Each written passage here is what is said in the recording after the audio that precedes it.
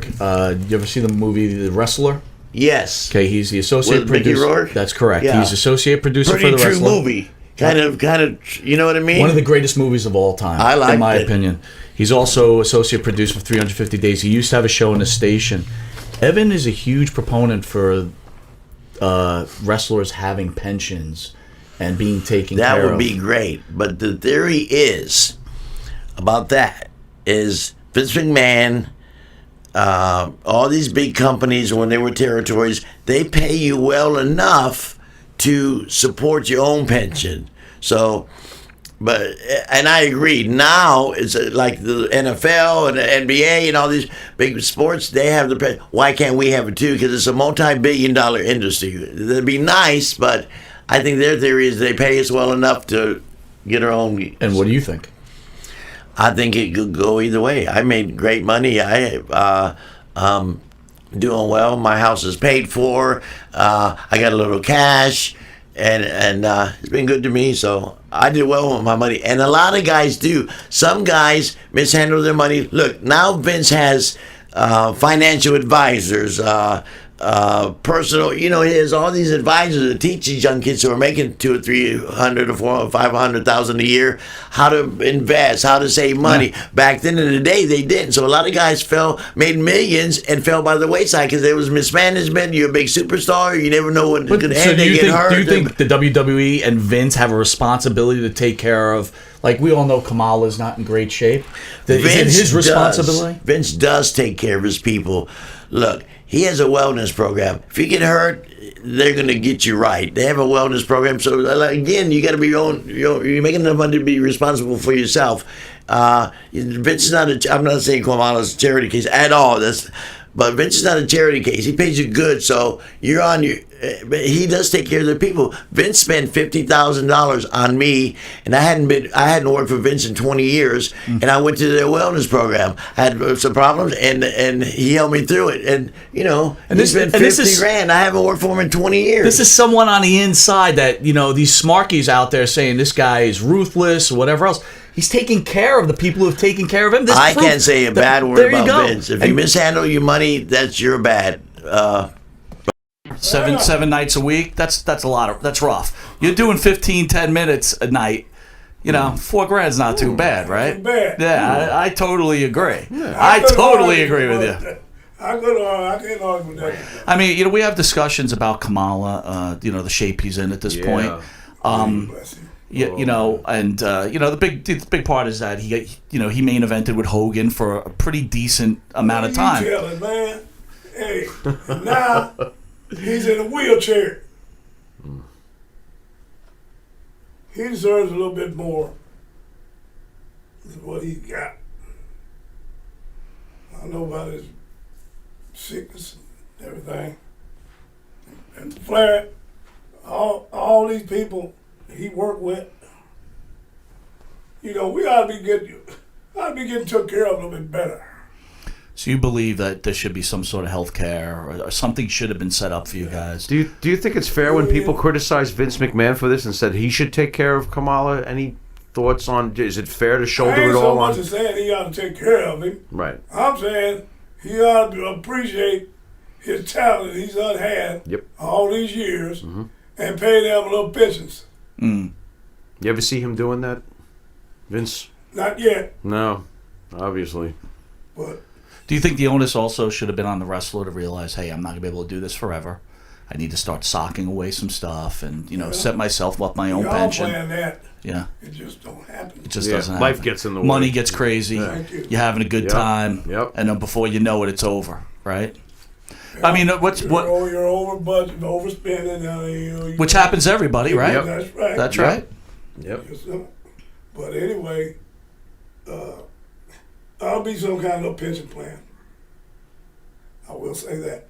Vince McMahon, for 2 generations in that plan, going 3 now, they can handle it and keep their money rolling. I agree. Do you get any? Do you get any residuals from the network at all for any of the shows or any merchandise? I've received residuals the other day. One for $59, the other one for $62. That's the reason why. I don't care about it. I want this lawsuit to come through. Do you have a case in a lawsuit? Did you get concussions from? Working out of Boston. Okay. And they kept you Go around working? once. That's what I'm trying to say. These guys, they go to war, these wrestling experts, about like God, how do they ever? wrestlers are being robbed by the evil Vince McMahon. They've never wrestled. They've never had the contract. I can't go up to a baseball player like Judge, right? Yeah. That plays for the Yankees. I can't go, well, he's being mistreated or he's been being treated like a god. I don't know because I've never been in his shoes. Right. I don't know how to hit a 95-mile-an-hour fastball because I've never batted in the major leagues. Like, so when these experts, and like, I don't hate them.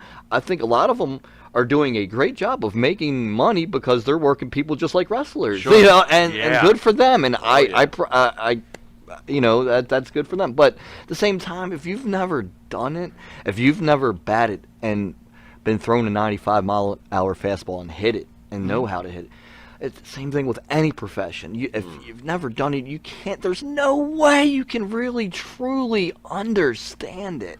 Well, because I saw your face when we were speaking about the wrestler. And that's like the dark side of the guy who just blew his life away Right. and is stuck Blew his cash. trying to figure out a way to make a dime. Messed everything but up. but the reality is like you're saying, right? Yeah. More people do more. Well, you know why that movie I touched on earlier was very real to me, because it reminded me so much of Axel, and I was a friend of Axel. And Axel made money in the business. He went around the world, Japan, everywhere, the ECW, and he had a WWE contract in his lap, and He had a couple of them. Yeah, and it didn't Really? work out, and he did TNA hardcore. Remember they did that ECW TNA show? He was on that, and TNA was going to offer him a contract with Balls, and he's had plenty of opportunities, but he winded up like Mickey Rourke in The Wrestler because he was addicted to stuff, and and he couldn't do another job because when you're a performer, a wrestler, it's hard to go back to being a regular person.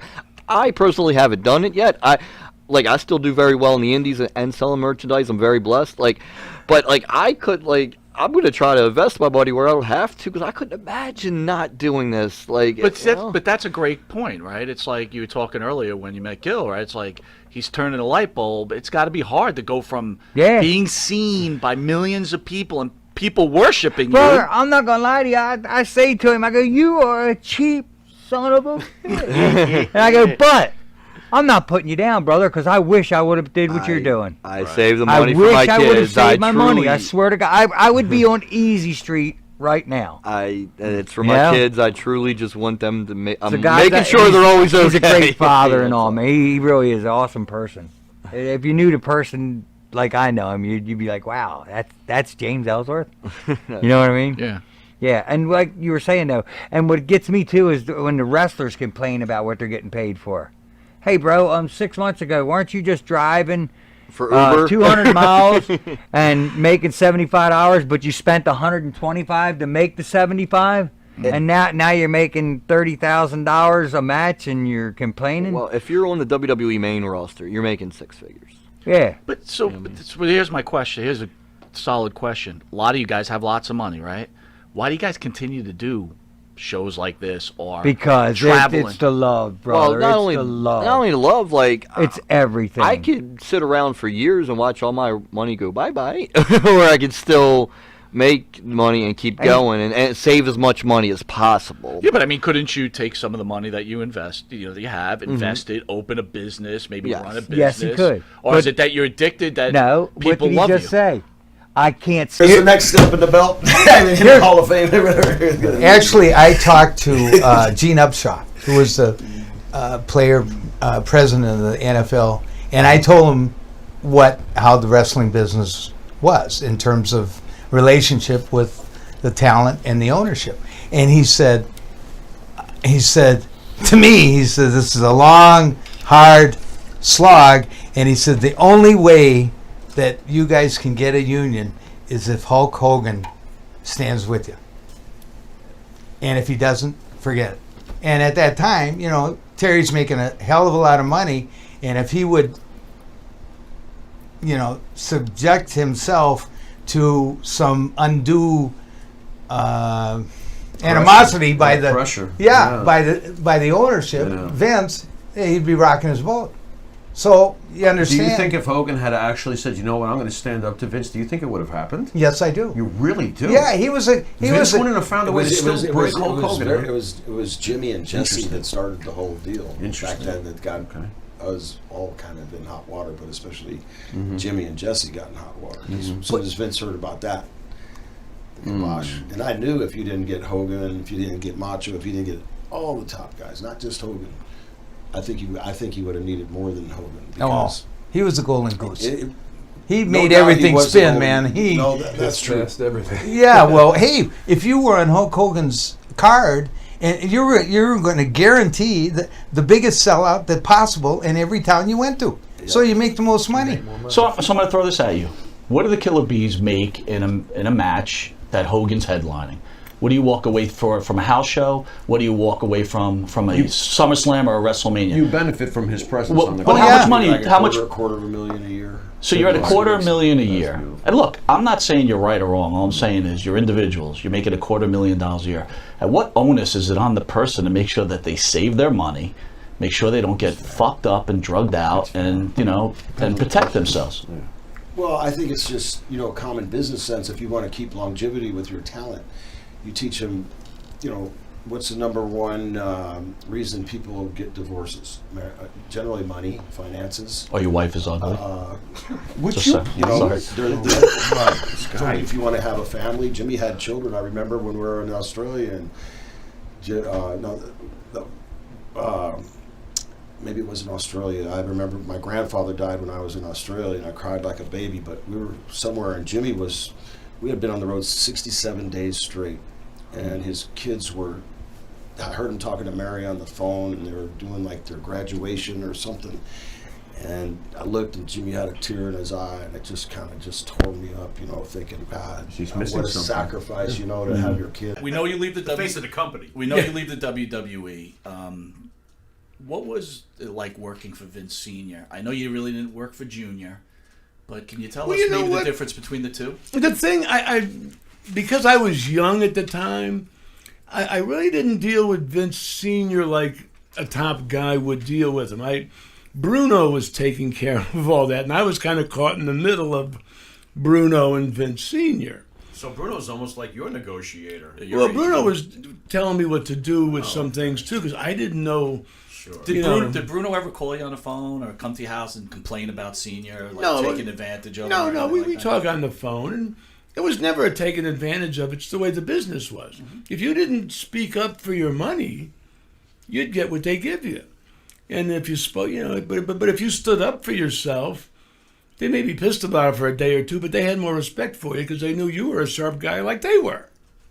If you were stupid, They took advantage of you. okay, go ahead. Well, Here's your $40. So speaking of that, we have a show on Sundays, the Evan Ginsberg Show, from 11 to 1 o'clock. He'll be on with a couple of guests tomorrow.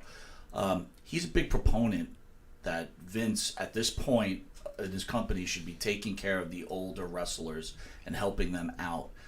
Can you weigh You mean in now? Now? So medical pensions for guys who worked 30 years ago. So my point, like I guess my that. question to Should you there is, be anything like that why didn't you guys try to unionize? And two, do you believe that you were taken care of well enough that was up to you to make sure that your retirement was The business was an individual thing in the old day. I don't know if the company given a pension because no one ever paid into a pension. Right. Okay. So it's not like they had pension Do plans. you think it's an individual business today? Well, yeah, in a different way. In my days we had territories. So you can go to one territory and make as much as you could, and before they buried you, you went to a new one. Until you kept having a place to go to make money. Nowadays, to make big money and be a big star, it's really the WWE. So you have to be smart enough and good enough to get over with the crowd enough so the WWE wants to keep you. Some guys have been there a long time. Some guys, don't make it a long time. Some guys get hurt. Some guys shouldn't be there. Right. Yeah. When you left Vince, you went on to the NWA. Was this culture shock for you? And all One. I like it being real competitive. I was the reason, by me leaving the WWE when I did, now everybody gets guaranteed money, everybody gets guaranteed schedule, like reduced schedule. They also have a non-compete thing of 90 days because I jumped and went, the next day. But Changed everything. they, I don't know, like people say thank you to me for it, and I say you're welcome. I took a lot of heat for it. Vince blamed me for leaving and blamed me for taking Kev. For 15 years, I didn't get a royalty check. Kev still got his. Really? I didn't get mine. Did you But sue when him? they welcomed me back, what good will that do? I got a kid in the business. But why you didn't sue him though? Aren't you deserve those royalty checks, don't you? Yeah, but I got a kid trying to make it in the wrestling business. What do I want? More heat with Vince? Okay. I hear that. Host Evan Ginsberg, he's associate producer for The Wrestler and the Mickey Rourke movie. Yeah, if you yeah. remember, right? And 350 days. Yeah. He's a big proponent for older wrestlers getting full medical from the WWE or whatever else. What are your thoughts on all that? What did you hear? What's the show that you just heard? It was a late night.